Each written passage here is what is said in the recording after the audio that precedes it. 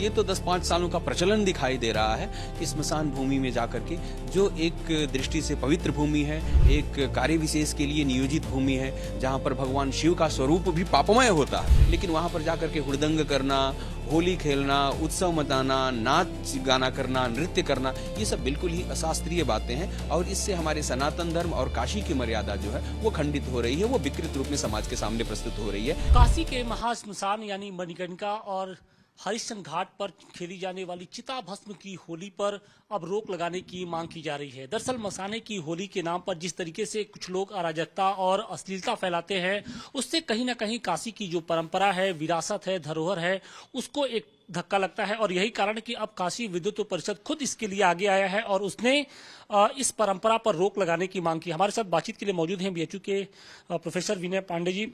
Sir, जिस तरीके से हाल के सालों में जो एक तस्वीरें सामने आ रही थी कि मसान की होली के नाम पर घाटों पर, खासतौर से जो महाश्मशान मणिकर्णिका घाट और हरिश्चंद्र घाट हैं, वहां पर अश्लीलता, अराजकता, फुहड़ता फैलाई जा रही थी, उससे काशी की छवि को कितना धक्का पहुंच रहा था और क्या शास्त्रों में या फिर ये परंपरा कभी रही है कि वहां पर चिता की भस्म के साथ होली खेली जाए? देखिए, इसको परंपरा तो बिल्कुल ही मत कहिए, प्रचलन है ये।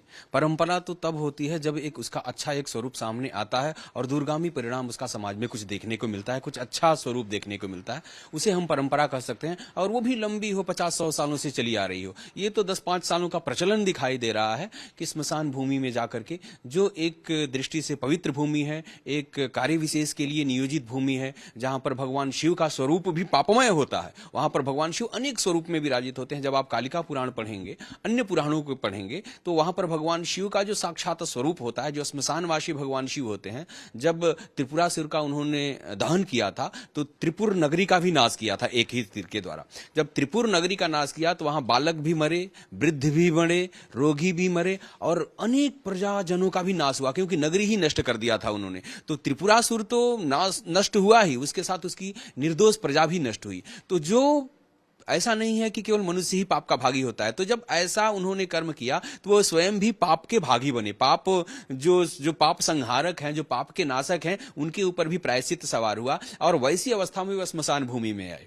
तो वो उतना बड़ा एक जो प्रत्यवाय है, भगवान शिव का जो एक पापमय स्वरूप है, वो वहां पर विराजमान होता है। इसलिए ये जो श्मशान की जो भूमि है वो सामान्य स्थिति में प्रवेश के लिए वर्जित कही जाती है और खास करके उत्सव इत्यादि कर्म तो बिल्कुल ही नहीं करने चाहिए। वहां पर जाने के बाद एक किसी हम परिस्थिति विशेष में जाते हैं, हम सौदाह के लिए जाते हैं और पंचतत्व में मुक्ति के लिए जाते हैं, लेकिन वहां पर जाकर के हुड़दंग करना, होली खेलना, उत्सव मनाना, नाच गाना करना, नृत्य करना, ये सब बिल्कुल ही अशास्त्रीय बातें हैं और इससे हमारे सनातन धर्म और काशी की मर्यादा जो है वो खंडित हो रही है, वो विकृत रूप में समाज के सामने प्रस्तुत हो रही है। तो ऐसे बिल्कुल ही उपक्रमों पे हमारे सनातन धर्मानुरागियों को बिल्कुल ही संज्ञान लेते हुए रोक लगाना चाहिए, उनका बाइकआउट करना चाहिए, ऐसी जगहों पे नहीं जाना चाहिए। काशी विद्युत परिषद का क्या स्टैंड है, क्योंकि उसका जो रोल होता है वो बेहद अहम माना जाता है? देखिए, काशी विद्युत परिषद भी स्पष्ट है कि जो अशास्त्रीय बातें हैं उसको शास्त्रीय तो नहीं कहेगी ना, बिल्कुल अशास्त्रीय है। ये परंपरा इस तरह की नहीं होनी चाहिए जो हमारे समाज में कोई इस तरह का एक दुष्प्रभाव उत्पन्न करे या हमारा जो धार्मिक स्वरूप है उस धार्मिक स्वरूप में कोई विकृति आए, उसको हम लोग बिल्कुल ही आत्मसात नहीं करते और वो हम लोग उसका विरोध करते हैं और प्रशासन से भी यही मांग करते हैं कि इस तरह की जो अशास्त्रीय परंपराएं हैं, अशास्त्रीय जो प्रचलन है, उन्हें रोका जाना चाहिए, जिससे काशी का जो वास्तविक स्वरूप है, हमारे सनातन धर्म का जो वास्तविक स्वरूप है, वो संरक्षित हो सके। लेकिन कहा जाता है कि यहाँ पर मौत पर भी मंगल मनाया जाता है, तो वो मंगल क्या है? देखिए, मंगल ये है कि ये हमारे सनातन धर्म में जीवन के 4 पुरुषार्थ हैं: धर्म, अर्थ, काम और मोक्ष। ये चूंकि काशी में मरने वालों को हमारी एक जो पौराणिक परंपरा है, पौराणिक आधार है, जीवितेन्द्र दातृत्व मृते मोक्षम ददाम्यहम, भगवान शिव का माता पार्वती के साथ जो अनुग्रह है, एक जो अनुबंध है, प्रतिबंध है कि जो कोई भी इस काशी खंड में मृत्यु को प्राप्त होगा उसे मैं मुक्ति दे दूंगा। और वो मुक्ति जो है वो परमानंद है। परमानंद का मतलब इस जीव का ब्रह्म में समाहित हो जाना परमानंद है।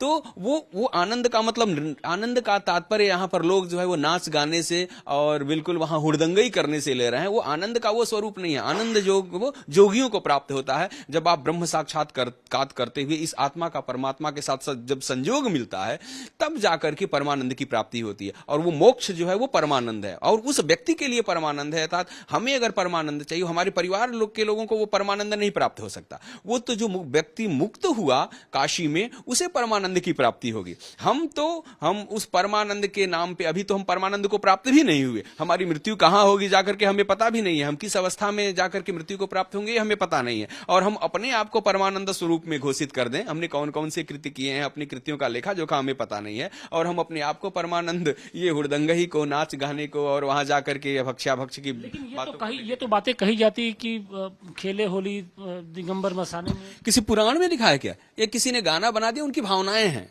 उन भावनाओं कभी आप लोगों ने भी सुना है कि भगवान शिव जाते हैं वहां पर शमशान में और चिता भस्म के साथ। भगवान शिव तो विष भी पीते हैं। कोई विष पिया है क्या जाकर के यहाँ पे? भगवान शिव तो सर्पों की माला भी लेकर के पहनते हैं। भगवान तो वो मतलब सभी उपद्रव भूत प्रेतों को अपने साथ भी लेकर के रहते हैं। भगवान शिव जो कृत्य करते हैं, वो उनका सामर्थ्य है क्या आपके अंदर या हमारे अंदर? जो भी व्यक्ति वहां पर जाता है, वो विष के नाम पे दारू पियेंगे, और दूसरा जो अभक्ष्याभक्ष करेंगे। भगवान शिव यही करते हैं। भगवान शिव के अनेक स्वरूप हैं। भगवान शिव पालक भी हैं, संहारक भी हैं, जोगी भी हैं, वो सामान्य मनुष्य भी हैं। लेकिन अब उनकी महिमा को अब इस रूप में आप व्याख्यायित करेंगे कि भगवान शिव जो है, महिमा को दूसरे रूप में एक तरीके से दिखाया जा रहा है और रीलबाजों का अड्डा बन गया है।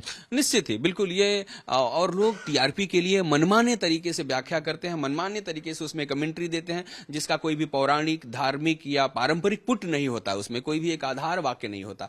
तो बिना किसी आधार के इस तरह की उलूल जुलूल की बातों को टीआरपी बढ़ाने के लिए विगत वर्षों में कुछ हम लोगों ने देखा। इन टीआरपी वालों के माध्यम से ही एक किसी के परिवार के किसी व्यक्ति की मृत्यु हुई थी, वो 100 लेकर के जा रहे हैं और वो छीन करके और कंधे पे लेकर के नाचने। अब खुद सोचिए कि किसी का पुत्र मरा हो, किसी के पिता मरे हो, और वो 100 दाह के लिए जा रहा हो, उसके हाथ से लेकर के, और उस 100 को अगर वहां पर नृत्य किया जाए तो कितना भयावह दृश्य है। क्या यही सनातन है? और यही कारण भी है कि अब काशी के जो विद्वान हैं वो खुद आगे आ रहे हैं, और जिस तरीके से फुहरता, अश्लीलता और अराजकता का जो नुमाइश किया जाता है कम से कम चिता भस्म की होली के नाम पर, उसको अब बंद करने की मांग उठने लगी है।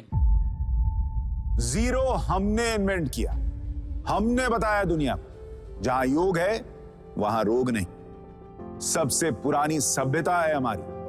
गुलामी से तो और देश भी लड़े भाई, पर आजादी के लिए अहिंसा का रास्ता बस हमारा था। अपने पसीने से जमीन सींचता किसान और घर में घुसकर मारने वाले जवान, बस इसी मिट्टी ने जने हैं। इसके हाथ ने जब थामा जज्बा तो इतिहास रचे। कदम बढ़ाए तो चांद का वो हिस्सा चूमा भाई, जहां कोई कभी नहीं पहुंचा। आज पूरी दुनिया में शान से लहरा रहा है तिरंगा, और इसके पीछे है गर्व से भरी अनगिनत कहानियां जो लिखी जा चुकी हैं और लिखी जा रही हैं, जिन्हें मैं सुनाऊंगा राष्ट्रगर्व रोज शाम 6:25 पर।